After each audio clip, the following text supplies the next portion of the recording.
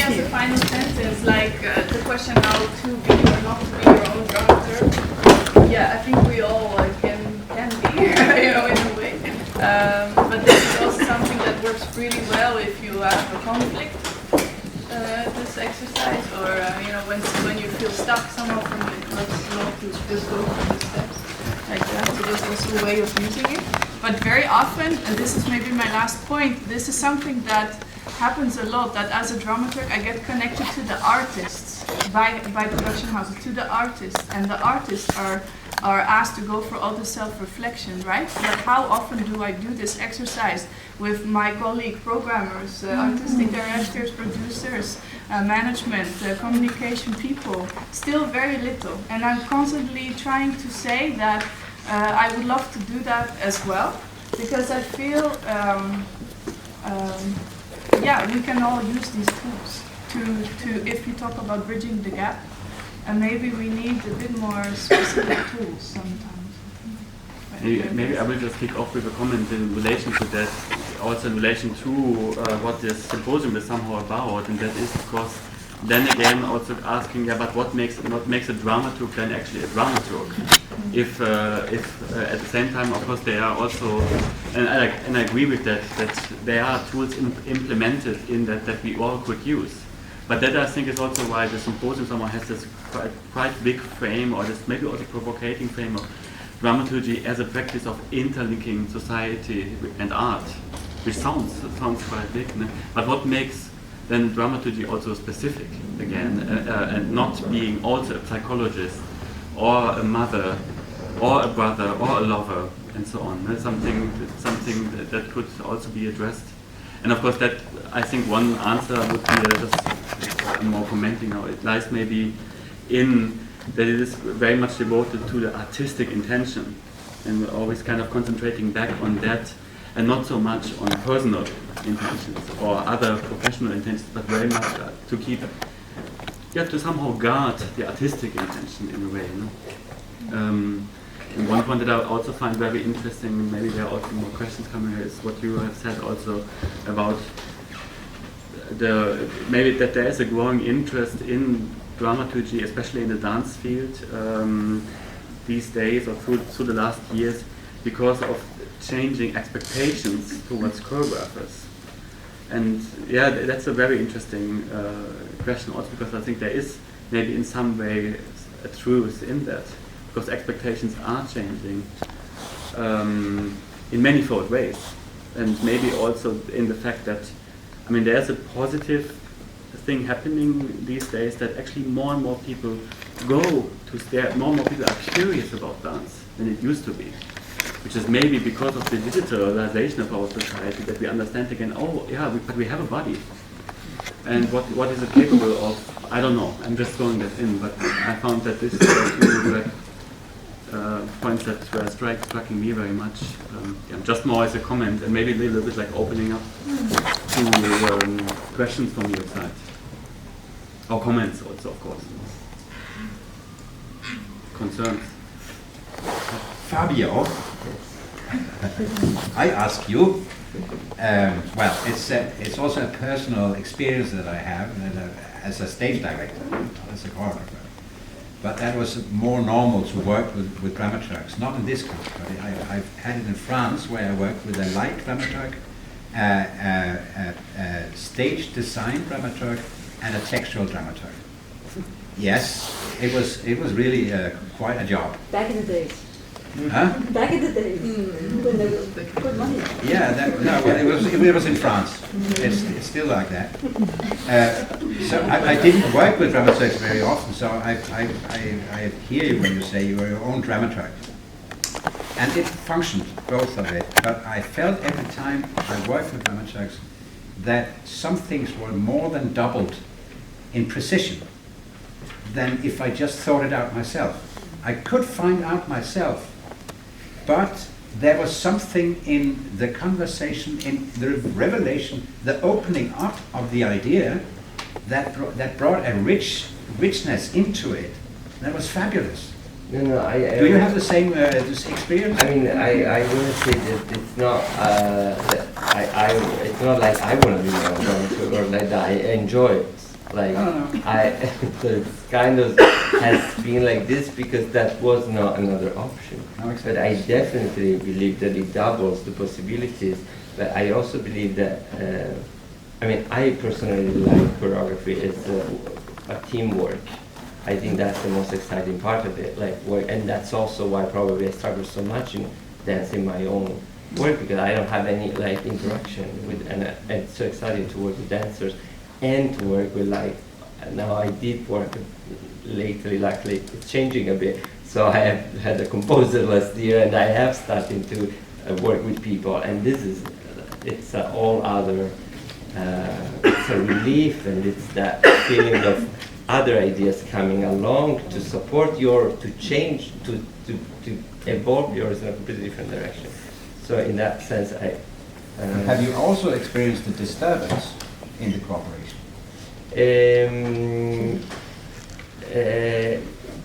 Yes. Yeah. Yes, but it's more as talking with other form of art, for instance, music.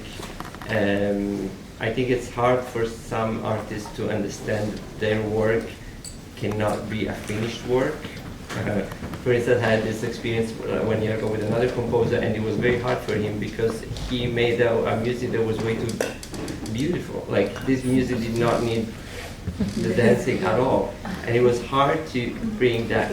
And then we found then he said, I killed his music. I really think that his music now really fits the piece. And it's true that his music, you wouldn't listen to it alone, and just as you wouldn't look at the piece without the music. So I think the disturbance comes of making understand other figures that maybe are not used to work with dance because this was his first time, that their work should not be a kind of a finished work, but it's a part of the piece, without whom the piece shouldn't function, but also they would need the piece to function. Yeah, I agree. I was just wondering because I think that sometimes I can, like in listening to like the emerging artists and this whole situation of being inside it, I don't know if it's a different demand today than before, but of course time is different. But there's one thing that I think is very different now, let's say from 15 years ago, and that is that there's a lot more focus on artists working together, like forming collectives and forming strategies of working together. And as a matter of fact, I was wondering, like, how do you experience that? Because I think in those collectives, and also I think there's a liberation also inside that way of producing and thinking and being an artist, which somewhat liberates dance, which is quite a young art form, from the heavy weight of theater tradition. Because what I'm sometimes hearing a little bit is what I'm thinking, so there has to be this and this and this and this and this and this in the production, why? You know, I mean, I know, I understand what you mean. I'm not attacking that at all. I'm just thinking that there is something wonderful about this, not to say that, you know, we should starve it away and we shouldn't have any collaborators, but I'm just wondering from your point of view, like, how do you deal with this sense of collaborative and collective practices of artists, because I think it's very present, and it is a strategy for surviving in something that is real, which is the money. It's getting shorter everywhere. That's one thing. But artistically, I think it's also interesting. And maybe just very briefly on that, I mean, we both shared that experience of like 2.5 years ago, actually in Copenhagen, I created a whole conference on that topic, dramaturgy as a collaborative practice. That time, that was, because understanding that there is a very big need in understanding what it actually means to collaborate. And of course, I think it starts also very much on, sorry, I freaked my head. I think so. How to, what does it mean to work together? How do we talk with each other? And how do we communicate not only among ourselves and still understanding also, but who has kind of like who's kind of the holder of the concept in a way. It's a very complex topic in a way when I just get started.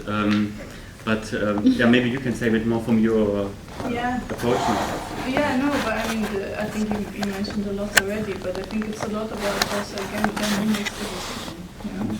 And in that sense, it's really interesting as a dramaturg because for me, I never make any decisions as a dramaturg, right? I open maybe possibilities or I point to things, but I never make choices.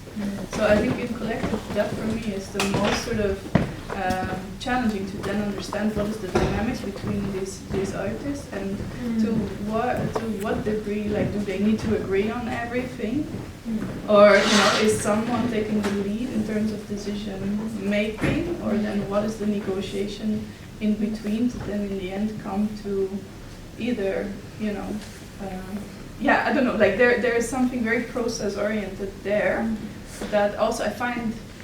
In terms of dramaturgy, you have to also see like how process-oriented are you, or how result-oriented are you, and also the artist, because I think there is the whole. So it's very complex because all of that comes into play. Yeah, I'm observing around 70 residences a year and seeing all the groups working together in different kind of more diverse situations, possibly imagine. Lately, I felt really that mild hierarchy, like I said before, is where the choreographer in the end has to take the decision. But the fantastic collaboration between in the research and including already in the research the composer and the light designer and so you can really feel when there was a complex timing and collaboration in the research, in the production, with production and production, this whole body of collaboration, well conducted, is somehow leading to a very complex and many layers production where we of course can feel all this complexity of collaboration.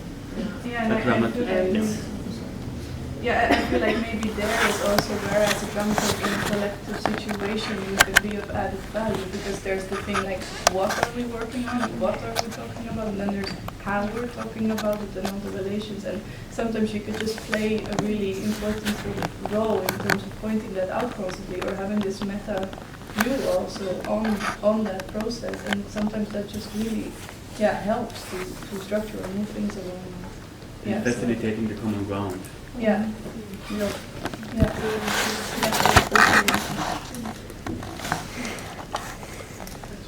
I'm going to pose a question that I've posed before, but is do we even agree in this room about what is the dramaturg and what is the responsibility of the dramaturg? Because again, going from country to country, there's very different definitions, and here we're trying to talk about the dance dramaturg, but I would again, the difference in the people I've met from a German dramaturg to one from Holland or trained in Holland, so there's very, very big differences. So going back to you asking the questions, the question is also, do we even agree about what is?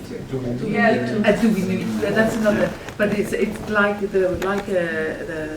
when we say producer, manager, all these kind of words. Well, a lot of times I don't think we're quite in agreement across borders about what exactly we put in the words. But maybe that's my position exactly, because I don't think we need to actually agree. I do think that once we enter into a conversation or a collaboration with someone, we need to know in that moment, in that link, what it is, or what we expect it is, or how we define it ourselves.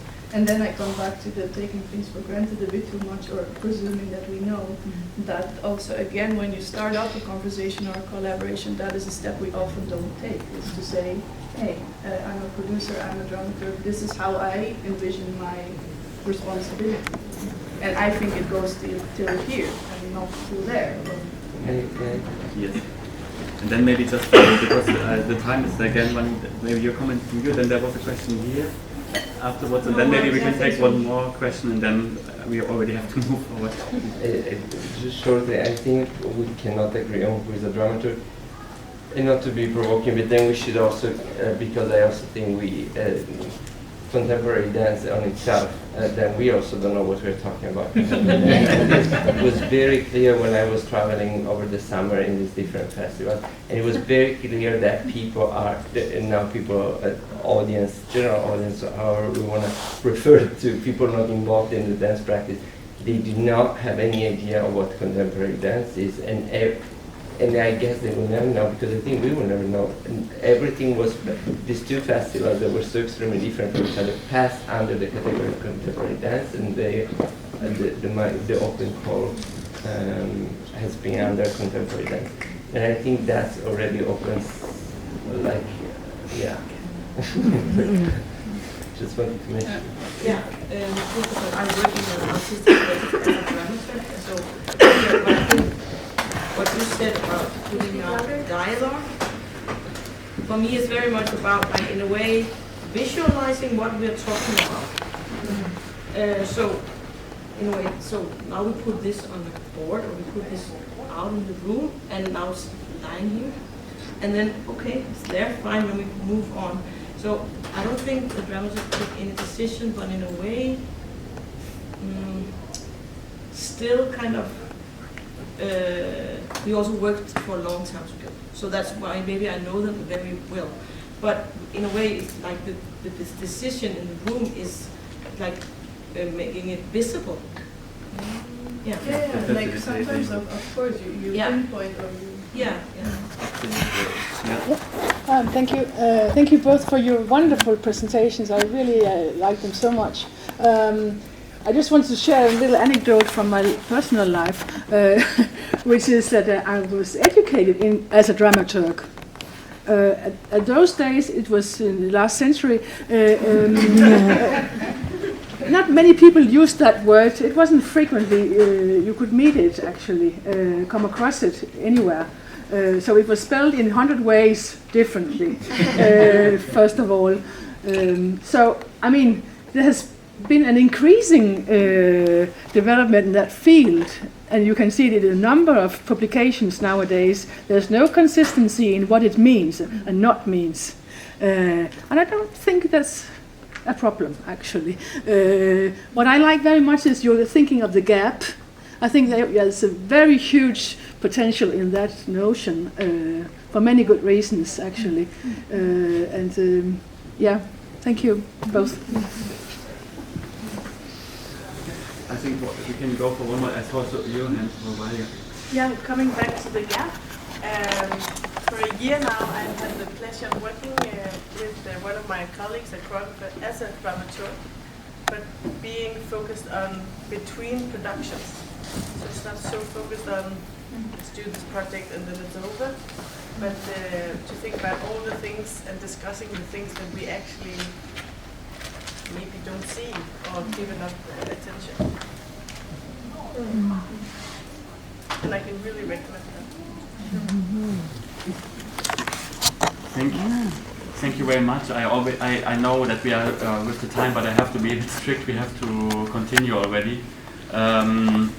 I mean, just to maybe explain a bit, I mean, this kind of panels, like consisting of two contributors, is also a bit an experiment that actually, because I thought one way of kind of creating already a common ground is of positioning two different positions in one space, so to say. So it gives another ground for discussion, of course. But of course, I also realize it is also more time consuming. So that's one thing that we have to go with the flow a bit. So I have to be a bit strict with the time, and maybe make it just a short coffee break before we then move on into the big station. Thank you.